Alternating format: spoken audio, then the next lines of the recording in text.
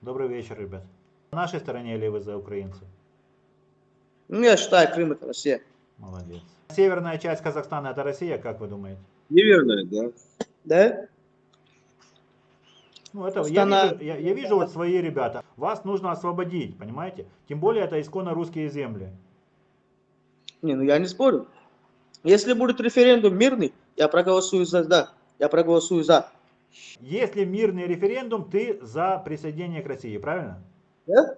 А если мне придут специализованные люди, то есть если они будут со мной вежливо вести разговор, будут предлагать никакие, ну не то что предлагать, будут свешивать за и против все мне, я пересмотрю сторону, я думаю, то, что я приму референдум, я подпишу его, да?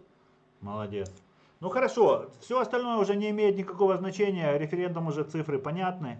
Так что, а как тебя зовут? Меня? Да. Никита. Никита, а фамилия как твоя? Ты молодец, ты мне нравишься. Ахмазиев. Шахмазиев или Нахмазиев? Ахмазиев. Я с Караганды. А, с Караганды. Ага. Северная часть, это наши территории, российские?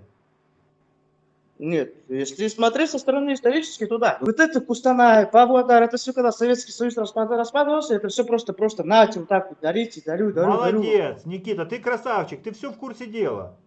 Вот так, оно вот это распределение земли пошло.